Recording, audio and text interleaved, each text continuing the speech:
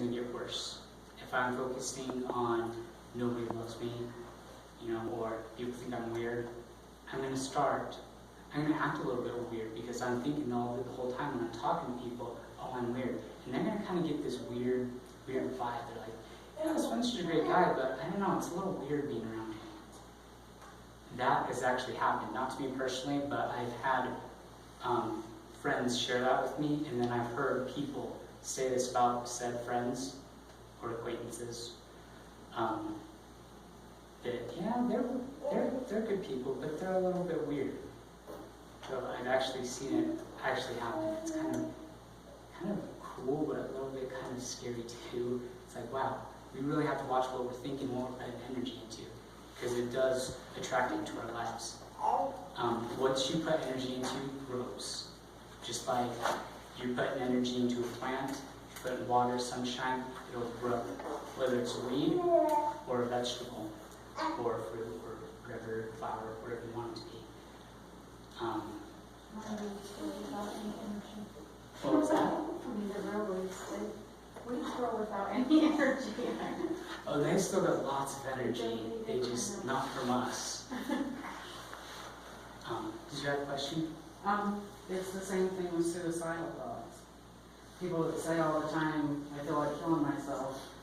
Sometimes it's good to recognize that, yeah, you're saying that to yourself, but it doesn't, you can acknowledge that you are thinking that, but it doesn't mean that you're a wicked person or you're a bad person. You just need to acknowledge it and change it to positive. Exactly. Thank you for sharing. Okay. Sorry, I'm getting a little bit off topic here. Okay, so the adversary is going after our minds, right? And when he goes after that, when he shuts us down here, he doesn't have to worry about our emotions. He doesn't have to worry about our physical bodies. He doesn't have to worry about who we are and what defines us. He doesn't have to worry about our relationships or anything, because they're already taken down. Okay? Because the darkness is already in there. The dark side of the force. Yes, I'm a nerd, and I'm okay with that. So he just needs to shut down here. And the same thing goes. And if we lock away our minds and get our minds protected, all it has to do is shut down here. And all it has to do is shut down our bodies. And it'll affect everything down. So, first step is protecting our minds and using, I call them black journals. And, Pablo, do you want to bring up my green bag real quick? So, none of you guys actually work with me. Wait, no contest. Do you see me carry this around when I get into work? I always have this on me when I get into work. I hang it up at my workstation, and guess what's inside it? Okay, I got my tester, apples, iPod, safety glasses. I'm wearing my safety glasses at work. I keep them on me. Now, I don't use them very often because I've been doing this stuff a long time, but there are still times when it'll hit me, like, I caught that. All right, that's going in my black journal. Black journal's for bad thoughts. Color journal. And I actually like to choose a little bit nicer of a color journal. Maybe I shouldn't read this. I'll just keep reading and not pay attention to you guys. There's some good stuff in here. I like to keep the color journal a little bit nicer. It's like got this leathery cover, got trees on it. I love trees, and it's greenish. Green's one of my favorite colors, blue and green. And this is kind of just a generic one. When you're writing in your black journal, you don't have to make it all sloppy and stuff. Do try to make it legible and writable. It's just more effective, I found, rather than just scribbling in it. So don't just go all crazy and bleh on it. Just write down what those thoughts are. And once you get it to where you can identify them like that, you can stop actually tracking them and doing this great little thing I like to call writing and burning. The bad thoughts go in here. I wrote the bad thoughts out. Because in my mind, bad thoughts, they get roasted. They don't They don't get to sit there and stew. Not that tracking them is stewing. It's a different approach because we're trying to train our mind to pay attention to these. So it's a training process. If it's too time consuming for you guys to track it and you're just not that invested, I suggest being invested, but you have freedom to choose, at least write and burn. And that can be a good way once you've like built up all these thoughts and it's just overwhelming you, to just let it all out in like an hour-long session, just page after page after page after page, and then you just roast them. And it's kind of fun to see those voices burn, because that's what we really need to envision, that those negative thoughts, they don't belong up there. When they try to get in there, they get roasted. We have like flamethrowers shooting out from our brain that any negative thought. Do that with me. Doesn't that feel a little bit good? Yeah, we might be a little bit nerdy, but it kind of feels good to burn those voices. Okay, so, great tool for beating them down. Yes? Aren't you supposed to keep the notes, like the bad thoughts, so you can look over and see if they've said it again? Yes. This is later on, once you've trained your mind to immediately get those voices.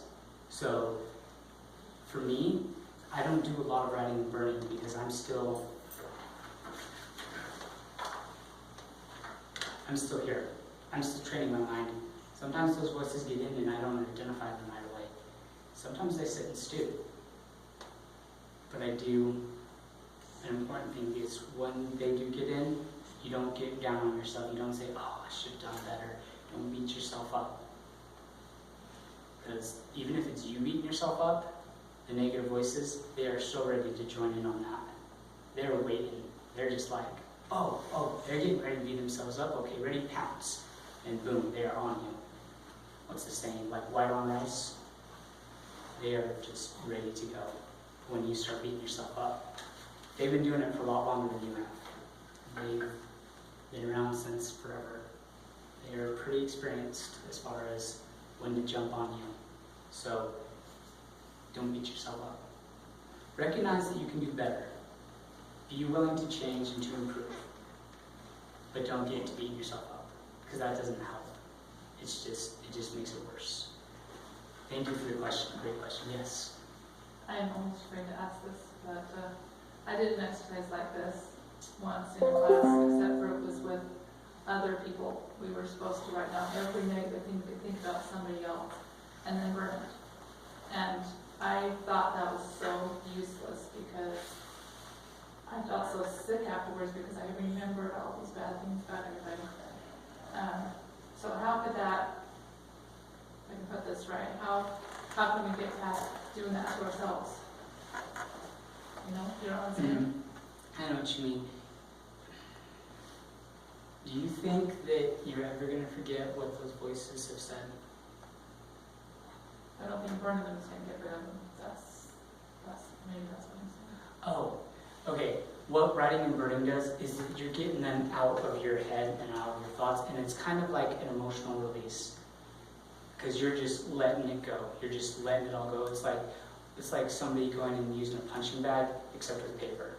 Except you said if you don't write them down one at a time, then you just go and write page after page after page of bad things about yourself and then burn it. Wouldn't that like bring up old bones? It does. Things that you thought about yourself in the past. But where did those? Why would you want to do that? But where were those bones before? They were inside us, weren't they? Inside. Yeah.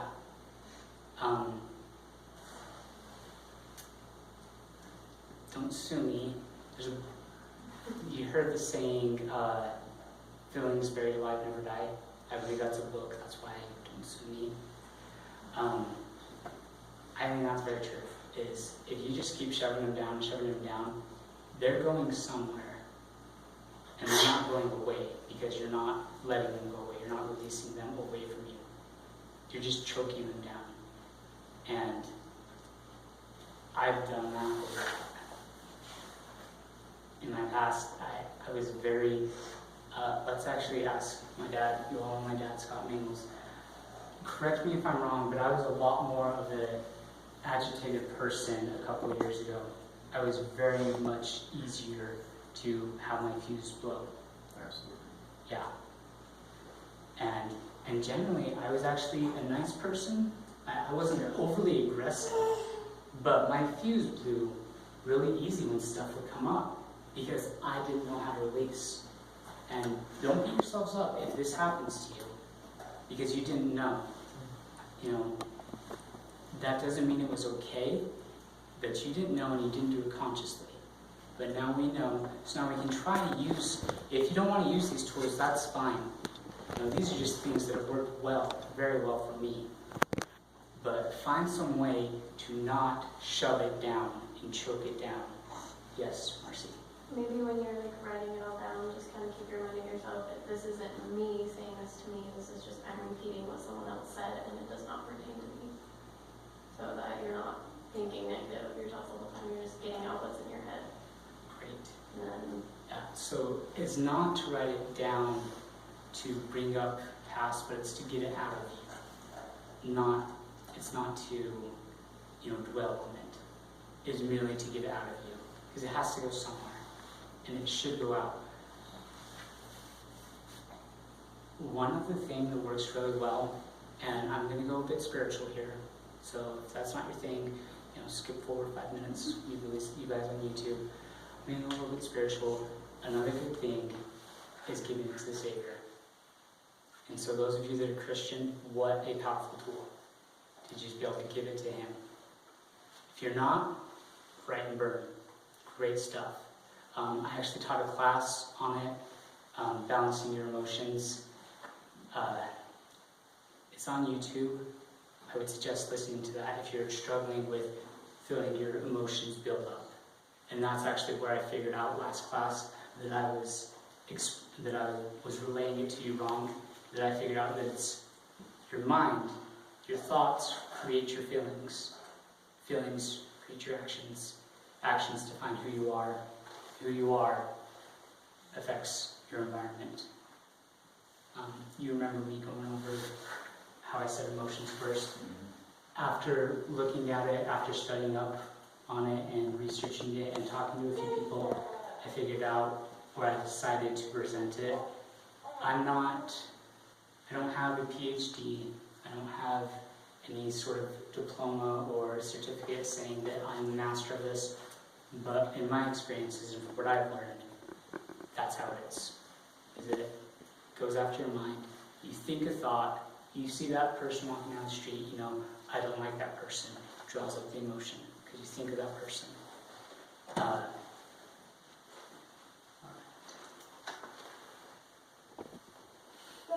Okay, remember that 2-to-1 ratio, and it's just a reference.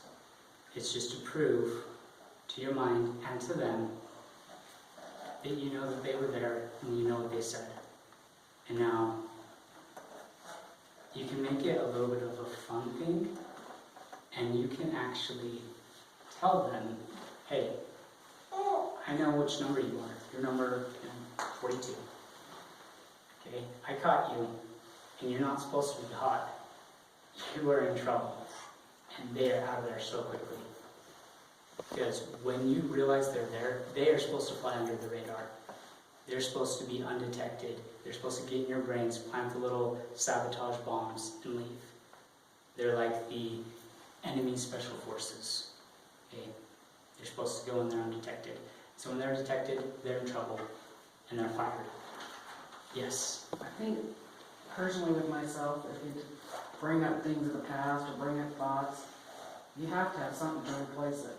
Absolutely. If you don't replace it, you're just going to stew and stew and stew on it. Absolutely. Thank you so much. You guys are really in tune, because that is exactly what's next. And it's a little thing called declarations. So me, I'm a whole, next month, 25 years young. So that means I've had 25 years of these voices. I've been doing this for a few years, so it's probably about 20 years that I've had these voices hitting me, telling me things, ripping me down, and programming me. I have some bad programs. in my mind. And they've been hitting me, and it's in the Eternal Warriors program that I took. They said that our habits are like a trail that is traveled on. And the more you travel on it, the more worn it gets. And when I'm 20, this trail looks more like a 2-lane highway. It's paved, it got those little mile markers, it's like well established. So the only way to do that without, for me, it'd be taking 25 years. For those of you who are like 1 or 2 years older than me, give or take, it would take that many years to reprogram you. And do we want that? We don't want to take that long, do we? Okay, so the trick to getting around that is because they were flying under the radar, and we're going to go all out. Okay, and what it takes is intensity and repetition. Intensity and repetition. Intensity and repetition. Yes. Okay, so I go ahead and pass out those papers and pencils. So right now we're going to do a little bit of it's called a involvement exercise. Get you guys a little bit involved, and it's also going to be something that we're going to use. So we're going to go watch. Yes. It's 10. It's 7 minutes. 7 what? 50. Okay, this class is supposed to end at 8. What do you guys want to do with this? Do you want me to take the next 10 minutes, go a little bit over, and just buzz right through it? Do you want to end exactly on time? Or do you want me to just go the full length of what this class was supposed to be? We went on some tangents, but we learned, so it was okay. So raise your hand if you want to go 5-10 minutes and get done to just buzz through it. Raise your Are you hand. going to do other classes, or is this Yes, just one I class? am.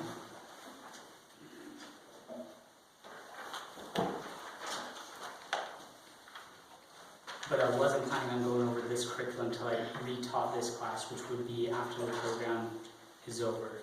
So every 2 weeks, 5 classes, so that's 10 weeks. Every 10 weeks from now before I went over this curriculum again. I could reteach it and maybe get a few more people. How many of you guys would like that? For me to reteach this? So about the next, let's go 2 minutes. The next 2 minutes, can I get somebody to time it? My phone's right there recording this. Everyone turn late. Alright. Okay, so the next 2 minutes, and we are going to write down the top things that we hear in our head that are negative.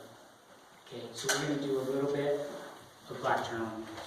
Okay, and actually, what a good opportunity for me to catch up on some of my black journaling. So, I have a pen here. Okay, do you have time ready? Okay, and go for at least 5 things, but go as many as you can. Okay, ready? Begin. Pause the video so they don't have to sit and watch. Put it up and show me, not to read it, just show that you got it. I got it? Great. Okay, so take it, and bend it in half, a nice crease in the middle, so it's split left and right. I should have told you to do that before. We went all the way across. Go all the way across. Okay. Hold it up and down. That'll work.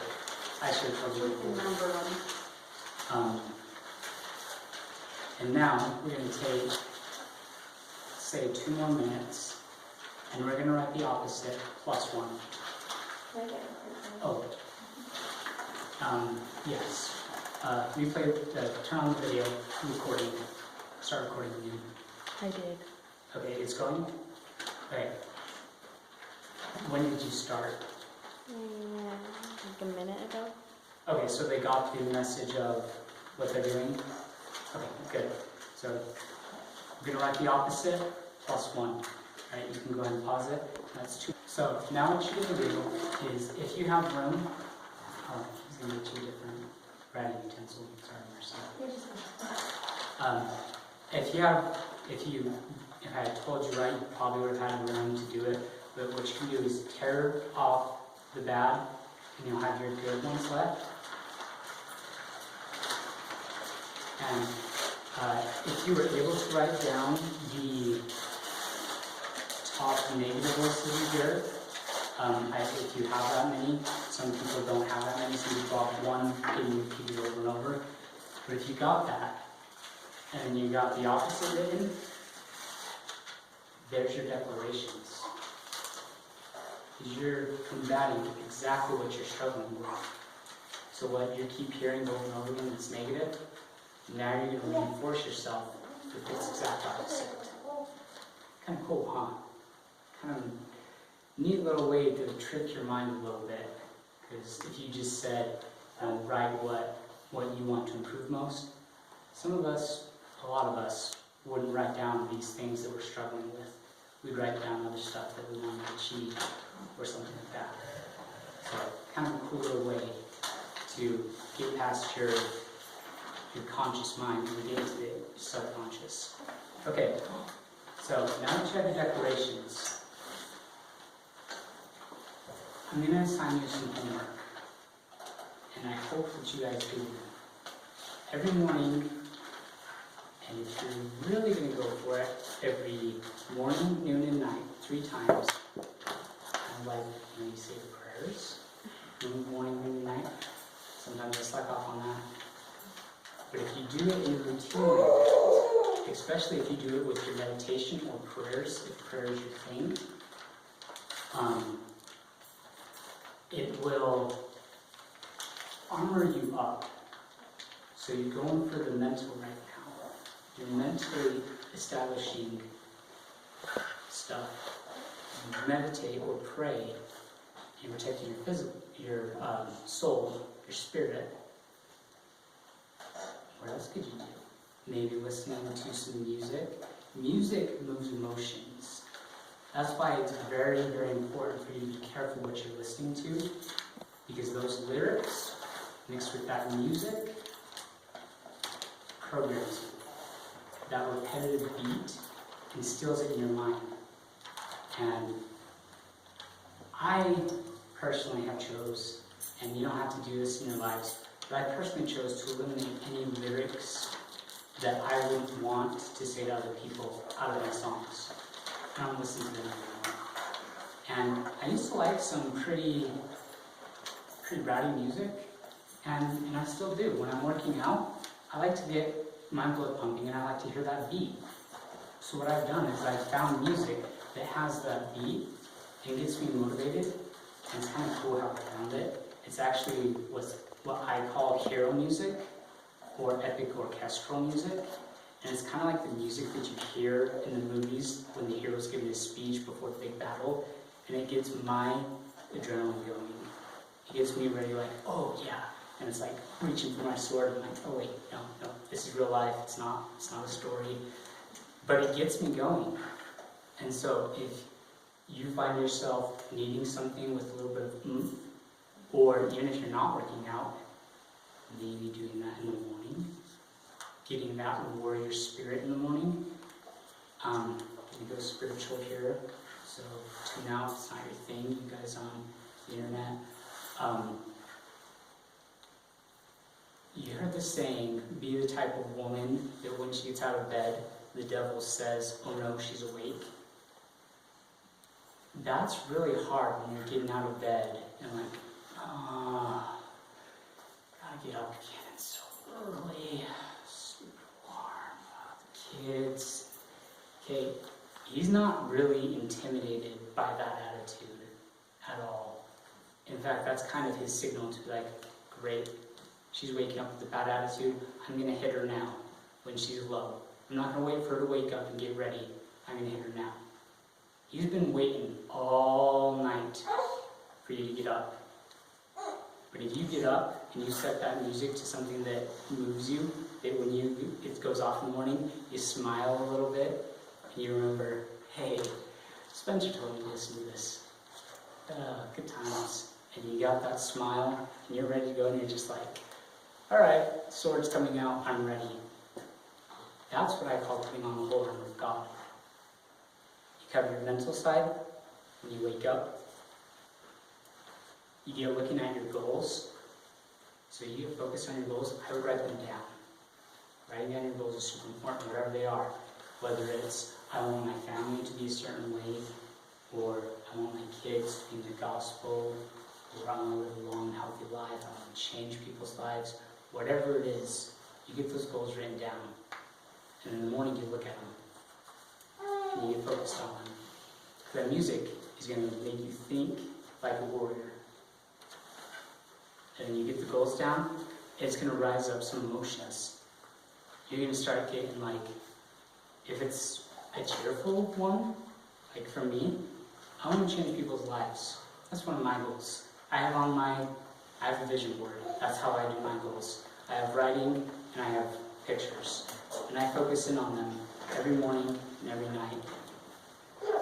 And thank you for being here, because now I just remembered I'm going to take a picture. And I'm going to look at those when I eat lunch too. So morning, noon, and night, I'm putting on the whole armor of God. And if God's not your thing, you're still armoring your mind, your body, your mind, your heart, your body, your soul, and